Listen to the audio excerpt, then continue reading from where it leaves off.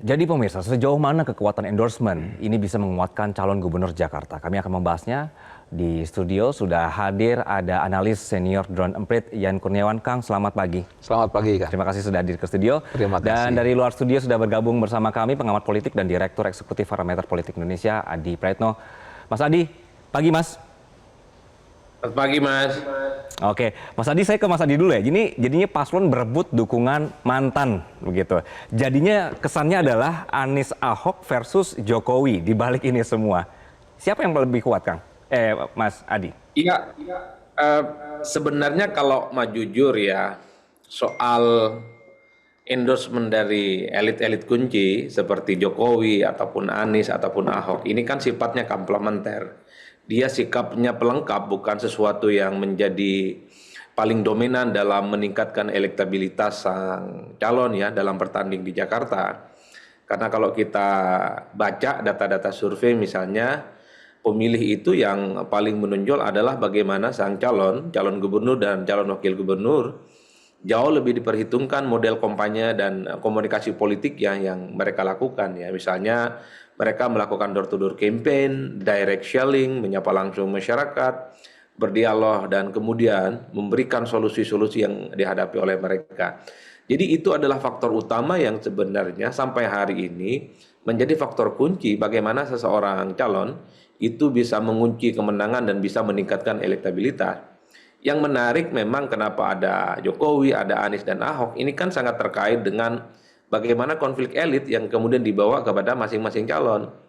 Maka tidak mengherankan ketika Jokowi memberikan endorsement politik kepada Ridwan Kamil dan pada saat yang bersamaan misalnya muncul narasi tandingan politik bahwa Anies dan Ahok juga memberikan dukungan politik kepada Jokowi yang saya kira secara politik sudah saling berhadapan-hadapan satu sama yang lain. Oleh karena itu bagi saya sekali lagi faktor endorsement elit kunci ini sebenarnya adalah sebagai pelengkap dari apa-apa yang sudah dilakukan oleh masing-masing paslon. Nah yang kedua harus kita akui dalam sistem demokrasi langsung di mana gubernur dan wakil gubernur dipilih ya oleh rakyat secara langsung. Saya kira sekecil apapun dukungan politik yang diberikan oleh Jokowi, oleh Anies dan Ahok ya tentu akan menjadi faktor kunci dan determinan minimal para strong voter dari Anies, dari Ahok dan Jokowi akan mengarah kepada paslon yang diusung oleh mereka. Tapi bagi saya, siapa yang sebenarnya lebih kuat antara Anies, Ahok dan Jokowi atau Anies dan Jokowi? Bagi saya membaca politiknya itu adalah bagian dari oposisi dan dari kubu pemerintah. Saya membaca Jokowi itu bukan hanya soal Jokowi yang mantan gubernur dan mantan presiden. Saya melihat Jokowi itu adalah mewakili kubu kekuasaan politik hari ini. Sementara sebaliknya kalau kita melihat Anies dan Ahok itu adalah sosok yang mewakili oposisi ataupun yang saat ini menyatakan diri berada di luar kekuasaan politik. Tinggal adu kuat nanti Mas, sebenarnya siapa lebih kuat dan lebih jago. Kuncinya kalau Kimplas memaksimalkan kerja-kerja politiknya di mana mesin politik, mesin partai yang mereka miliki cukup luar biasa itu diamplifikasi secara maksimal, maka dapat disederhanakan bahwa Jokowi dengan gerbong Kimplasnya bisa meningkatkan Ridwan Kamil dan Suswono elektabilitasnya secara signifikan. Tapi sebaliknya, kalau mesin politik Kimplas ini tidak maksimal, tidak bisa diaksentuasi sebagai mesin politik yang bisa diandalkan, maka Kimplas ini judulnya aja yang besar, tapi tidak bisa melakukan kerja-kerja konkret sehingga elektabilitas dari RK dan Suswono itu tidak bisa diandalkan ya. Begitupun sebaliknya, sementara dari kubu Ahok ya, dari kubu Anies, ya tentu saja mereka akan memaksimalkan pihak-pihak yang selama ini kecewa dengan kekuasaan, kecewa dengan Jokowi, kecewa dengan pemerintah. Ini yang sepertinya sedang terkonsolidasi. Makanya tidak mengherankan ketika muncul endorsement dari Anies dan tentu saja akan didukung oleh Ahok, paslon nomor 3 ini kan seakan-akan mendapatkan lipat ganda semangat dan kemudian mereka itu berharap betul bahwa orang-orang yang dulu mendukung Anies Baswedan, yang dulu mendukung Ahok adalah mereka yang kemudian menggerakkan semua kekuatan politiknya untuk bersaing dan bertanding melawan jagoan yang diusung oleh Pak Jokowi. Siapa Mas kuat, Adi, siapa yang kemudian akan memenangkan pertarungan, saya masih meyakini bahwa kalau elit-elit kunci seperti Anies dan Ahok dan Jokowi, endorsementnya itu hanya berapa pose, hanya sebatas foto-foto ataupun video-video, saya kira tidak akan bisa menambah secara signifikan elektabilitas calon. Tapi kalau elit-elit kunci ini juga melakukan kerja-kerja politik, roadshow di berbagai titik-titik kunci yang menjadi basis mereka, meyakinkan pemilih mereka untuk memilih paslon tertentu, saya kira itu efeknya jauh lebih penting ketimbang hanya memamerkan pose-pose foto jari ataupun video-video dukungan. Karena saya kira pemilih Anies, pemilih Ahok, pemilih Jokowi itu kan tidak bisa diwariskan seketika. Tapi pemilih-pemilih itu butuh lagi didatangi, butuh lagi diyakinkan, dan butuh lagi untuk diajak memilih salah satu calon yang diusung oleh mereka. Ini yang per hari ini belum saya melihat secara signifikan. Tinggal kita lihat apakah dalam Itu dia ya Mas hari Adi ke ya, depan, bahwa walaupun endorsementnya ada, tapi kalau merekanya juga nggak turun ke lapangan, tidak ikut kampanye lah begitu, ini juga akhirnya percuma aja begitu ya Mas Adi. Mas Adi, tapi nanti tidak signifikan, apakah Mas. endorsement ini, silakan. Ya kalau endorsement melalui foto ataupun pose jari ataupun sebatas omongan itu bisa meningkatkan elektabilitas secara signifikan, ya saya kira calon ini tidur aja Mas. Cukup mengandalkan elit-elit ini ngomong, cukup mengandalkan pose jari ataupun Oke. foto-foto kebersamaan. Oleh Baik. karena itu saya kira elit kunci ini juga butuh melakukan kerja-kerja politik atau minimal mesin politik Oke, yang mereka pertanyaannya pakai mau dalam nggak pilkada nanti ya, Mas Adi ya, untuk sekelas Anies dan juga Pak Jokowi ini turun ke lapangan membantu calon-calonnya. Tapi ditahan, Mas Adi. Dan pemirsa, nanti kami akan kembali usai jeda, tetaplah bersama kami dalam Selamat Pagi Indonesia. Kami masih membahas adu endorsement di Pilgub Jakarta, pemirsa. Di studio sudah ada Kang Yan dari Drone Emprit. Kang, jadi siapa yang paling dibicarakan dari warganet? Ini teman-teman Drone punya datanya ya? Ya, jadi kalau dari hasil ini, pantauan kami itu antara Ridwan Kamil dengan Pramono Anung itu selalu tipis mereka. Rata-rata memang unggulnya itu di Pramono Anung gitu. Cuma balik lagi ini baru bicara popularitas. Oke, ini yang sedang ditampilkan ya Kang ya? Nah, kalau yang ditampilkan ini kan hari ini kita bicara terkait dengan kekuatannya Ahok dan Anies sebetulnya. Nah, kalau dari sini kita harus lihat dulu nih bagaimana dulu di 2017, karena itu fenomena kontestasi antara Ahok sama Anies itu di 2017 gitu. Nah, kalau di 2017 kita ingat dulu itu adanya polarisasi.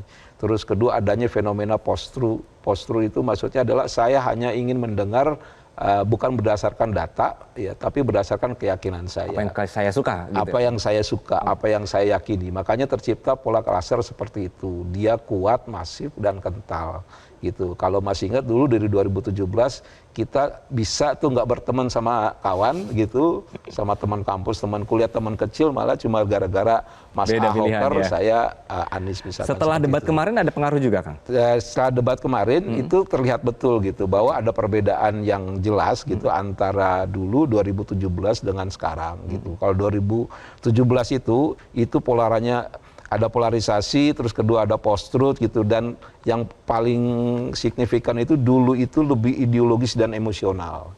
Ya, kalau sekarang berdasarkan peta social network analysis itu lebih transaksional dan lebih rasional gitu. Coba kalau kita lihat itu di slide selanjutnya ya, di peta debat Pilgub DKI yang terakhir di peta SNA sebelumnya. Ada peta gitu. Sebelumnya itu ada beberapa hal yang menarik ya. Yang pertama itu terjadi kalau kami mengistilahkan tuh pertukaran pemain.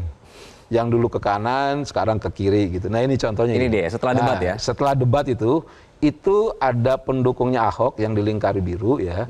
Itu adalah orang-orang yang dulu atau kami bilangnya itu Ahokers. Mereka sekarang ini solid betul mendukung kubunya Pramono Anung dan Rano Karno gitu. Terus yang kedua ada nih pendukung-pendukungnya Pak Anies udah mulai masuk.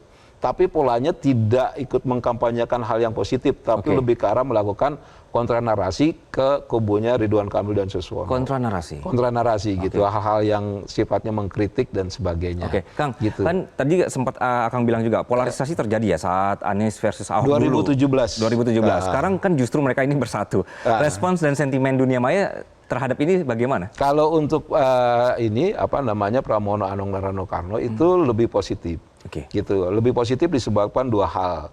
baik kubu Ahok sama Anies nggak mau ungkit-ungkit tanda kutip luka yang dulu mereka tahan. Mereka lebih fokus pada bagaimana Termasuk Ahokers? Termasuk Ahokers gitu. Kayak mereka tuh punya agenda sendiri-sendiri gitu. Kubunya Ahokers dia lebih mengamplifikasikan hal yang positif. Kubunya Anies walaupun jumlahnya nggak banyak kalau kita banding 2017 gitu, itu lebih kepada hal yang sifatnya melakukan kontra narasi. Oke, Gitu. Kang Yan, siapa yang paling aktif dalam traffic pembicaraan yang terpantau oleh teman-teman Drone Empit soal pilkada? Inikah memang akun real, buzzer atau bot? Jadi gini, sekarang ini lebih banyak didominasi oleh akun-akun influencer. Oke. Bedanya akun influencer, bot sama natural adalah kalau akun-akun influencer mereka punya agenda tapi dilakukan oleh tim sama orang yang kelihatan. Oke. Seperti itu. Kalau dulu 2017 enggak gitu. Dari mohon maaf orang yang punya agenda sampai orang ikut-ikutan itu rame semua Kelihatan. Kelihatan Sekarang semua. belum? Sekarang lebih pada terorkestrasi. Ya, Oke, atau nunggu putaran kedua? bisa jadi kalau nanti terjadi putaran kedua Baru kelihatan semuanya? Ya kita bisa tanya sama Mas Adi ya, apakah ada putaran kedua gitu. Kalau terjadi itu kemungkinan besar itu akan muncul. Kenapa akan muncul? Karena gini, yang kita bicara Ahok, bicara Pak Jokowi, bicara Pak Anies, yang mereka ini punya yang namanya multiplikator effect gitu. Ya, dia tidak hanya famous secara personal, brandingnya kuat, tapi juga mereka punya relawan. Nah relawannya ini ketika digerakkan, ini nanti akan kuat baik itu di darat maupun di udara. Tapi untuk saat ini belum terlihat. Ini Anies ini baru kelihatannya aja. Baru kelihatannya aja. Gitu. Baru pemanasannya aja. Simbol-simbolnya aja. Kalau kata Mas Adi tadi itu simpul-simpul di darat mesinnya belum dibunyiin. Oke. Kalau udah dibunyiin, oh itu lain cerita nanti. Oke, berarti Gimana Mas Adi? Benar kan? Mas Adi, Betul, jadi betul. Kenapa konteksnya sekarang ini jadi bukan siapa yang paling paham kondisi Jakarta, tapi siapa yang dukung siapa, Mas Adi? Saya melihat ini bagian dari residu pertarungan politik ya, Pilpres 2024 dan juga terkait dengan soal bagaimana Anies itu tidak bisa maju di Jakarta. Jadi kalau muncul Jokowi dan pasti itu akan dihadap-hadapkan dengan PDIP. Oleh karena itu, kenapa Jokowi memberikan endorsement kepada Ridwan Kamil? Pertama bagi saya ini kan untuk mengamputasi supaya Jokowi itu tidak dikait-kaitkan lagi dengan Pramono Anung. Karena kan dalam berbagai kesempatan Pramono Anung dan para pendukungnya selalu mengatakan ya Pram dan Jokowi nggak ada persoalan apapun. Jadi itu yang saya baca dari Jokowi kenapa langsung memberikan statement dan dukungan kepada Ridwan Kamil secara terbuka. Nah yang kedua, ini jelas bagian dari agenda politik Jokowi bahwa Ridwan Kamil selama ini diasosiasikan sebagai orangnya Jokowi. Wajar kalau kemudian Jokowi itu turun gunung dan kemudian memberikan dukungan dan pastinya akan menggerakkan mesin politiknya melawan dari kubu yang diusung oleh kawan-kawan PDIP. Kan tinggal diuji Mas, apakah endorsement Jokowi yang sudah tak lagi jadi presiden ini akan seperti yang dulu waktu jadi presiden ataupun tidak. Mas Adi, maaf saya Karena potong memang sedikit. Ya, karena waktu sedikit sekali, Mas di detik-detik terakhir ini jelang pencoblosan apa yang bisa jadi senjata pamungkas untuk semua paslon? Dua hal Mas, saya kira kerja-kerja politik calon dan tim sukses harus terus dilakukan. Model kampanye orang Jakarta per hari ini yang masih disukai adalah mengunjungi mereka secara langsung, turun ke masyarakat dan berdialog. Dan syukur kalau ketika mereka berdialog dan berkunjung memberikan sesuatu yang konkret, misalnya bawa sembako dan bawa bantuan-bantuan sosial, itu orang Jakarta masih ada. Yang kedua tentu memaksimalkan sekecil apapun dukungan politik, jadi elit-elit kunci seperti dukungan Jokowi, Ahok dan Anies perlu juga dibutuhkan.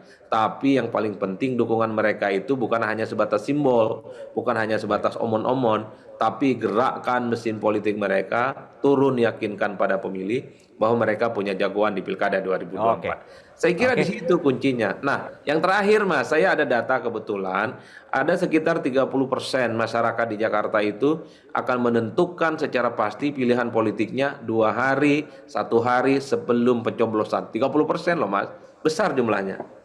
Oke, jadi ini harus benar-benar dimanfaatkan oleh semua paslon begitu. Mas Adi terima kasih atas perspektifnya dan Kang Yan terima kasih atas pembacaan datanya.